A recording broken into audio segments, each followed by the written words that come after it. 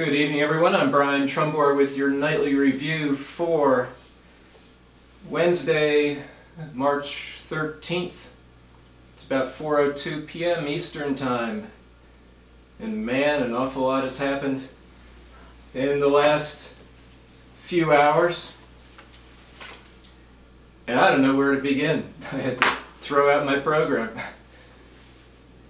That is the late Cardinal Avery Dulles, son of John Foster Dulles.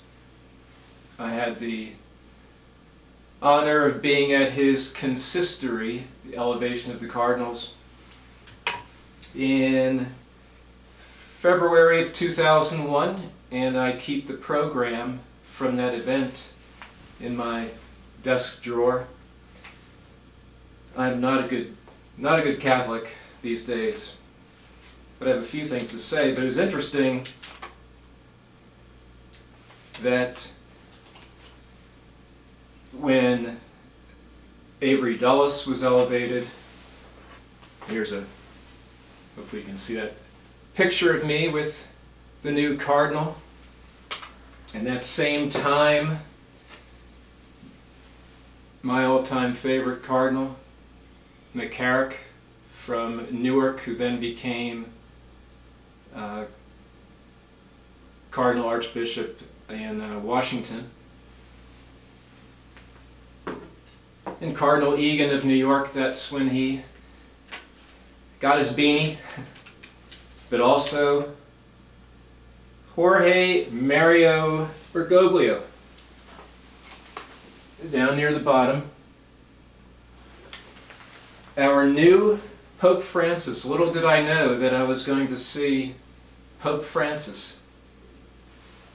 It's awesome. Great selection.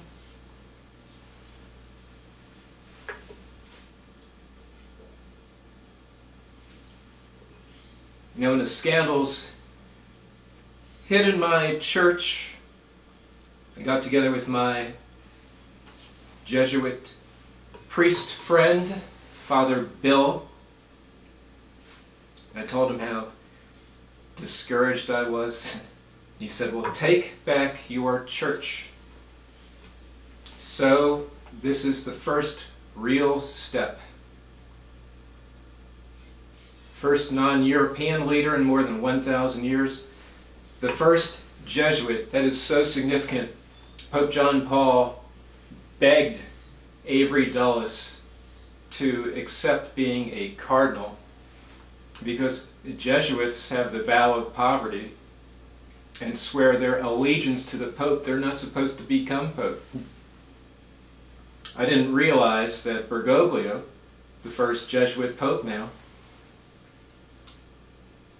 was also, of course, being elevated in 2001. So I remember Avery Dulles very fondly, and I thank Father Bill. And like he said, take back your church. And when I saw Pope Francis on the balcony, I have to admit, with that cheering throng, I thought about one of the worst people in world history, Joseph Stalin. Why? Because remember, it was Stalin who said, "How many divisions does the Pope have?"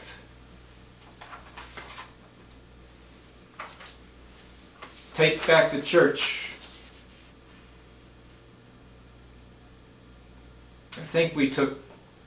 I pray we took the first step today. Anyway, the Dow Jones finished up 5 points. The 9th straight day it's advanced another all-time high, 14,455. S&P was up 2 to 1554, so it's still shy of 1565. And NASDAQ was up 2. All kinds of stuff In Italy, stocks were down 1.6%. Perhaps there was some foreknowledge that they'd be disappointed that they didn't get the papacy back. But the market was down over the prospect of lasting political uncertainty and a pretty lousy bond auction. So the 10-year yield rose back to 4.67%. The February budget deficit figure came in at $204 billion. That was released. I thought it was going to be yesterday. And that was released this afternoon. That was as expected. That's versus $232 billion deficit for February of last year. And in the bull-bear readings, which are released Wednesday morning, the bulls are at 50, and the bears, which have been trading not trading, but had been 21, 22 for weeks and weeks, collapsed to 18.8, which is a potential sign of certainly the bears throwing in the towel and moving money into the market, or recommending that, since the bull-bear reading is a calculation of all the newsletter writers. On the budget front, it is clear Democrats and Republicans are as far apart as ever. I won't waste my time or yours much on the topic for now. Of course, it's our great period of outreach. Paul Ryan, Republican, you might recall, said, there's some work going on up there, said the election didn't go our way. Believe me, I know what that feels like. That means we surrender our principles. That means we stop believing in what we believe in. Democratic Senator Tom Harkin of Iowa said, "We're not willing to go so far as to negotiate away our principles and what we think is best. We're just not." Well, both sides don't want to give away their principles. And President Obama quickly rejected the Paul Ryan budget, saying it was more important to boost the economy than balance the budget. Ryan's budget achieves balance on the backs of the poor, the elderly, students who need student loans, families that have disabled kids. That's a statement that the president makes in an interview with ABC News that I believe is scheduled to air in a couple hours.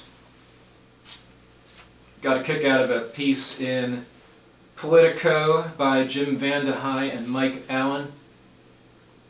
President Obama faces huge and probably insurmountable obstacles to reviving a grand bargain, none higher and more difficult to overcome than his decision to increase taxes by $600 billion in December. At the time, Obama claimed victory, slapping new taxes on the rich while protecting George W. Bush's cuts for everyone else. In retrospect, it looks more like a missed opportunity than a political or policy triumph. Instead, it now seems likely that $600 billion in tax increases is all the new revenue Obama gets. That's a far cry from the $1.6 trillion he wants, or even the $1 trillion plus many Republicans were discussing in previous grand bargain talks.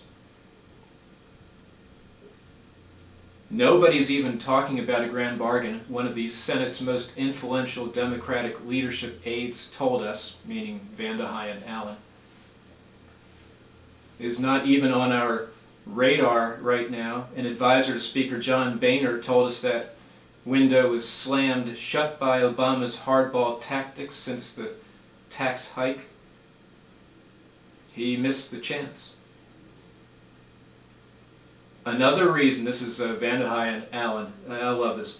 Another reason is the rancid relationship between Obama and Republicans on the Hill. House Majority Whip Kevin McCarthy, Republican, California, the third-ranking House Republican, told us about an exchange he had with Obama at Saturday night's White Tie Gridiron dinner. During a break in the program, McCarthy saw an empty chair next to Obama and decided to seize the chance. Surprised Obama wasn't working the room, and thinking the president really is a loner, McCarthy walked up to the head table. He found the president was reading his BlackBerry.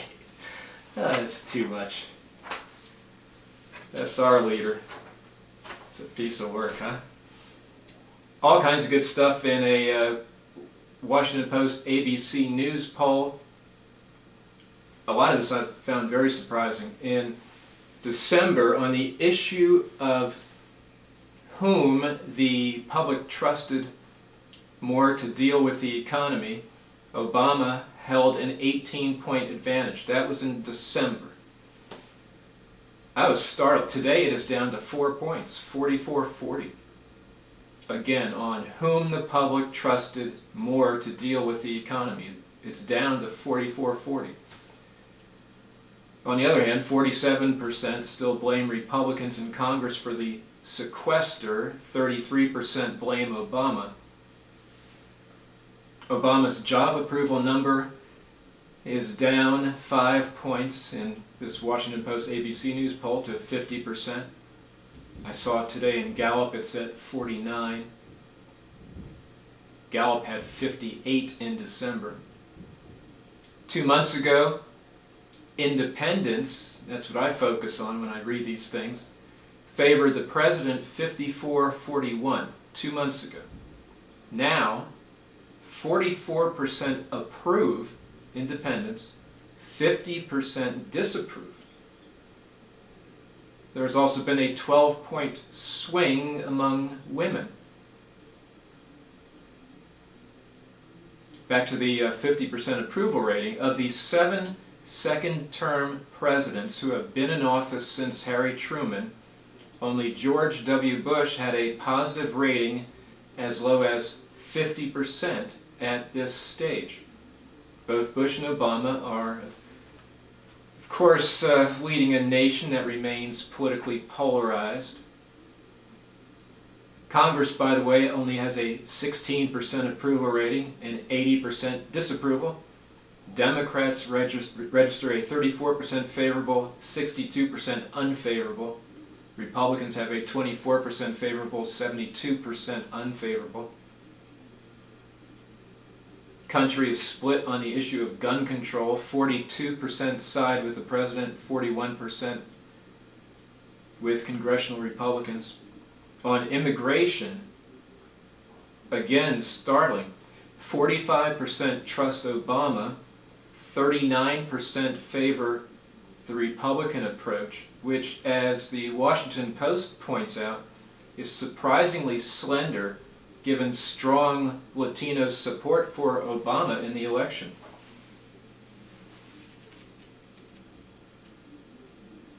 As to alternatives to spending cuts already in place, 71% reject a reduction in Medicaid.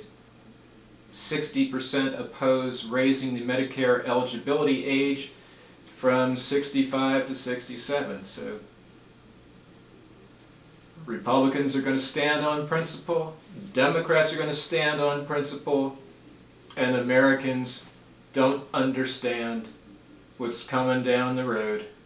They don't understand how entitlement spending is just going to freaking crush us.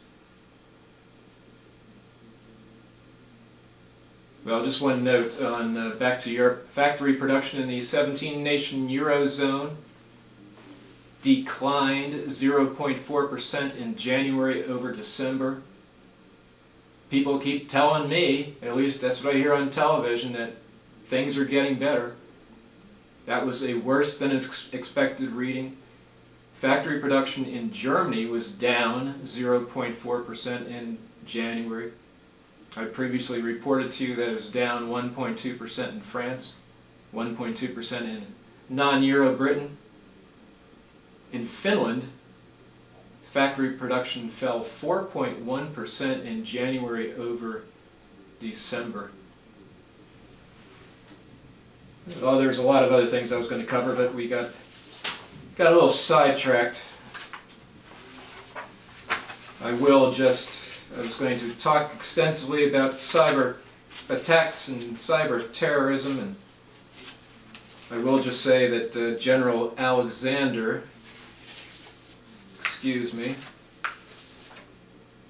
Keith Alexander, who heads the Pentagon's new U.S. Cyber Command, made a few statements in congressional testimony. He said it's getting worse as far as the number of attacks, citing more than 140 attacks on Wall Street over the last 6 months. He said, what we're seeing with the banks today, I am concerned, is going to grow significantly through the year.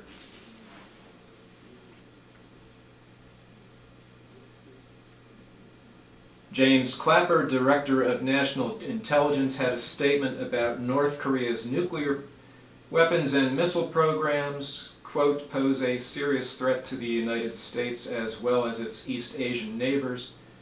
The regime's efforts to develop long-range missile technology, he said, could pose a direct threat to America and its allies. And one final note,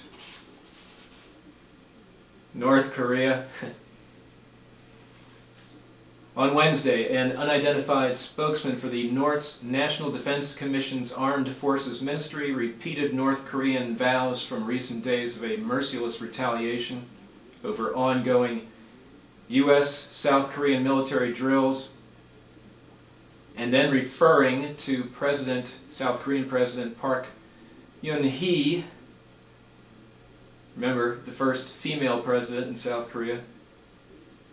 A statement from North Korea read, "This frenzy kicked up by the South Korean warmongers is in no way irrelevant with the venomous swish of skirt made by the one who again occupies the presidential Blue House," referring to the White House in Seoul. There has been no high-level mention of Park's name since the day before she was elected on December 19th. That's just amazing. What a bunch of you-know-what. Well, we pray for Pope Francis. I'll be back with you tomorrow, Thursday. Take care.